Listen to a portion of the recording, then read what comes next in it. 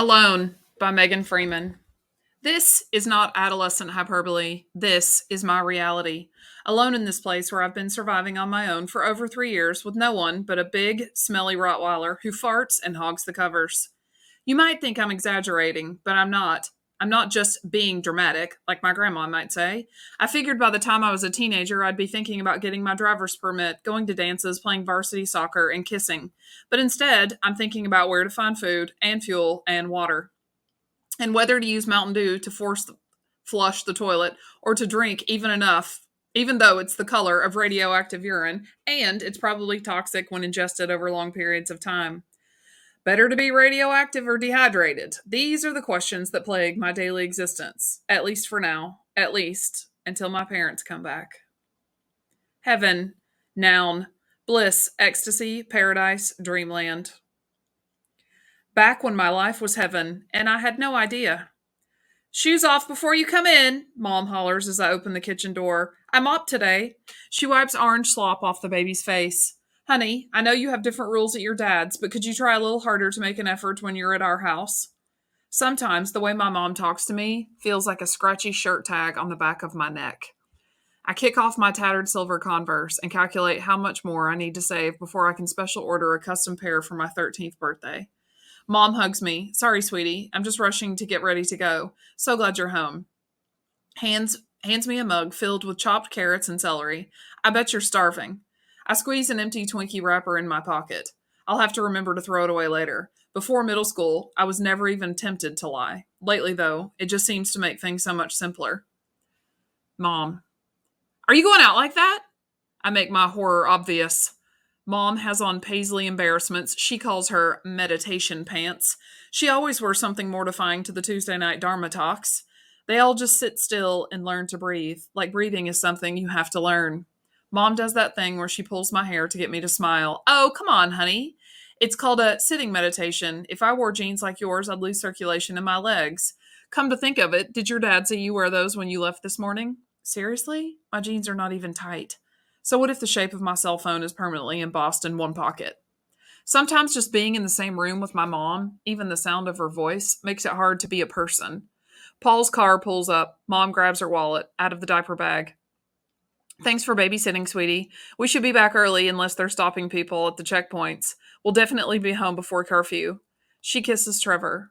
Calls to the twins. Hey guys, bedtime at the usual time tonight. No messing around. She signs I love you toward the dining room, blows me a kiss, and is gone.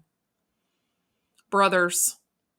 Trevor smiles from his high chair, reaches for me. I lean in, pretend to steal his nose. He erupts and belly laughs, smears pureed carrots in my long hair.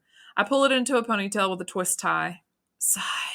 I adore my baby brother, but I want to get upstairs, check on the weekend plan. You couldn't pay me enough to eat that. Elliot surprises me, unnaturally quiet, never hear him coming.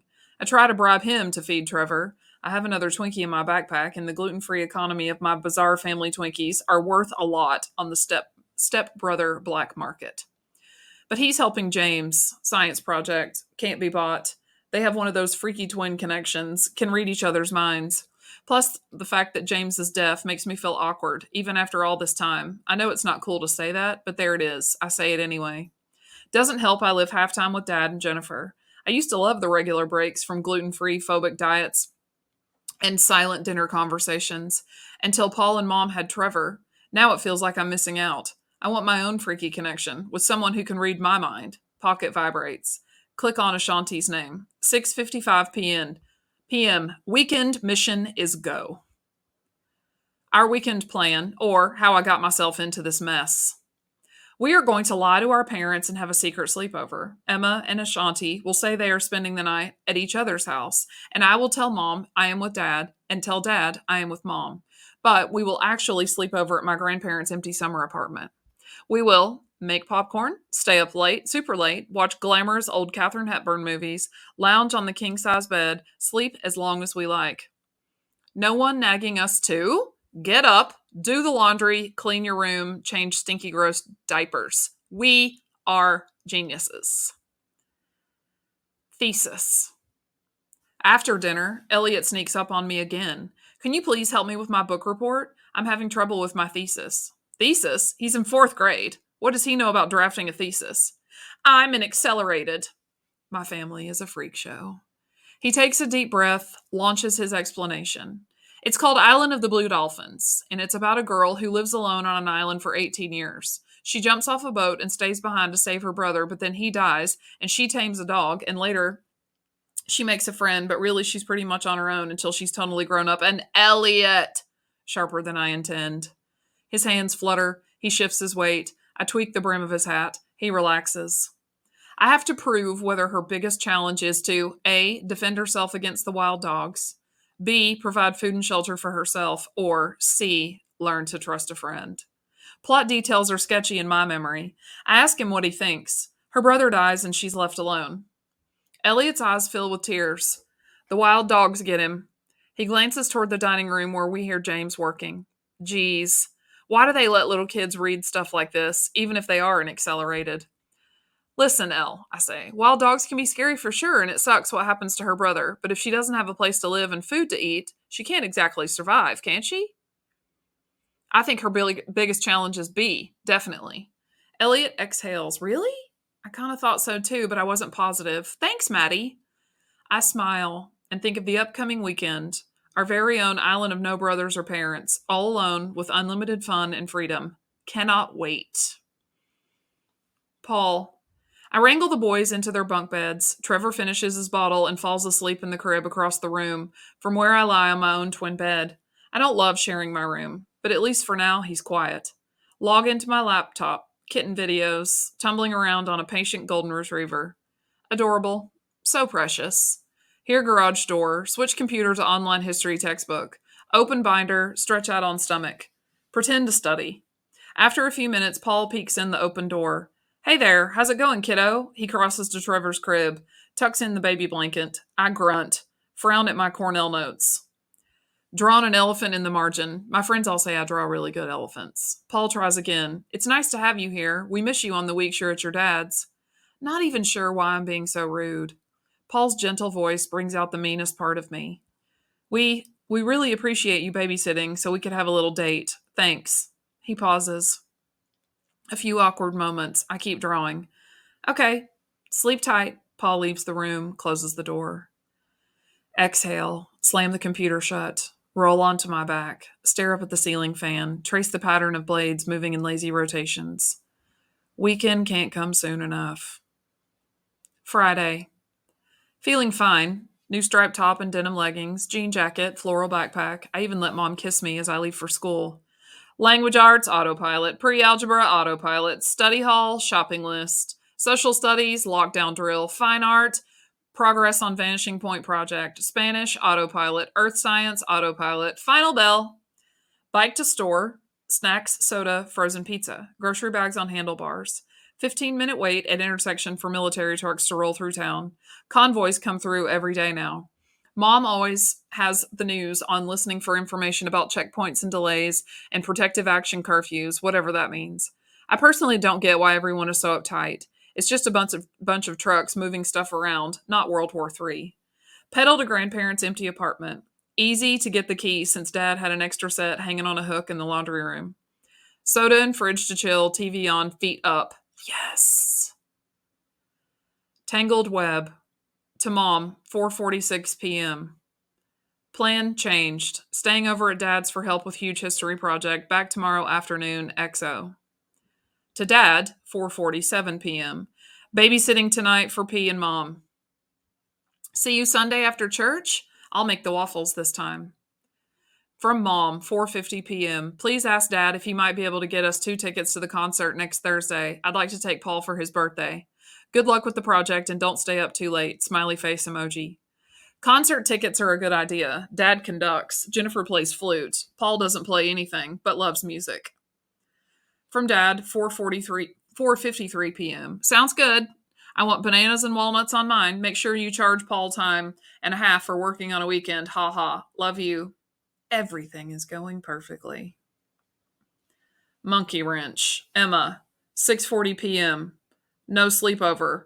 Ashanti threw up in her mom's car. Frowny face emoji. Me, 6:40 p.m. Gross! Can you still come? Tell your mom you're sleeping over at my house. Emma, 6:41 p.m. Tried, but she called your mom, who said you were too busy with your dad doing history. Sucks. Maybe next week? Me, 6:41 p.m., frowny face emoji. A banquet of junk food spans the coffee table. All that money and risk, and no one's coming after all. At least there's no crying baby to wake me up, and I can sleep in tomorrow. I settle into the couch and scroll through channels until I find an old black and white movie. Ginger Rogers tap dances with Fred Astaire around a big empty dance studio. An invisible orchestra plays somewhere off screen. Ginger lifts her wrists and her skirt swirls around her like the petals of a tropical flower. Her perfect hair falls to her shoulders in smooth, elegant waves. I tug my fingers through my curly tangles and reach for a Twinkie. Disruption. Middle of the night. Trucks rumble, loud voices outside. Grab remote, TV off. Glad lights aren't on in the apartment. Something bangs against the front door. I jump. Footsteps move down the hall. Unfamiliar voice speaks outside the door. What about this one? They're part-timers, says a neighbor, only here for summer and holidays. Voices move away, doors close and open and close. I creep across the floor, crouch by the door, hear people talking downstairs, dogs barking outside, someone having a party? Curious, but can't risk being seen. Avoid windows, sound, light. If I get caught here alone, I'll be grounded forever. Worry infects the room. Eventually sounds fade, crawl back to the couch, pull up grandma's Afghan, sit in the dark, wide awake. Forsaken. Adjective, deserted, abandoned, forlorn. Saturday. Bright sunshines high in the sky. The sofa cushion is embossed on my cheek, and my teeth feel fuzzy. I rub sleep crumbs from my eyes, reach for that last of the popcorn, plug in my phone to charge the dead battery. Messages and missed calls light up the screen. Oh, crap. Text message. Emergency alerts, 12:01 a.m. Imminent threat alert. Increased protective actions are being taken. Follow instructions of local authorities. This is not a drill. Voicemail from Dad. Hey there, sweetheart. I'm sorry this happened so fast and we didn't get a chance to touch base. But we'll reconnect when we arrive, and then your mom and I will work out a plan for the next few weeks, okay? In the meantime, don't be scared. I'm sure this is all just precautionary. And Jennifer says not to worry because she's packing your earbuds and your purple jeans, and she'll give them to you when we see you. Okay, Peanut? I love you, and I'll see you soon. Be sure to help Mom with the boys and try not to worry. Bye now. 1:39 a.m. Voicemail from Mom. Hi, darling. It's Mom. I hope you can hear me over Trevor crying. I was really hoping to talk to you, but I imagine things over there are as crazy as they are here. We're trying to get everyone up and moving, and it's pretty chaotic. Listen, I only have a second, but I want you to be sure. You to be sure to stay with your dad and don't try to come home. It's too hectic to try to make a switch now, and I worry that we'll end up separated in all the confusion. Stay with Dad and Jennifer, and we will meet you all when we get there. Okay, Maddie? I love you with all my heart, and I can't wait to see you. Tell your dad I'll call him. 2:07 a.m. Voicemail from Mom. Hi, sweets. It's Mom again. We were going to drive ourselves, but it sounds like that's not an option, so it looks like we'll be on one of the transports. I can't get through to your dad, but hopefully we'll connect at the embarkation point. If not, we'll see you when we arrive, okay? Try not to worry, baby. I love you. 2:21 a.m. Text messages. Emma, 2:30 a.m. Thank God we ended up sleeping over. Isn't this freaky? Which transport are you on? Call me. Ashanti, 3:03 a.m. Hey girl, I'm scared out of my mind and I can't believe we got so lucky. Imagine if we hadn't been home. We're in line for number 78, but the guy says it's so full I don't know if we'll get on there. Where are you? I hope we're on the same transport. What is happening?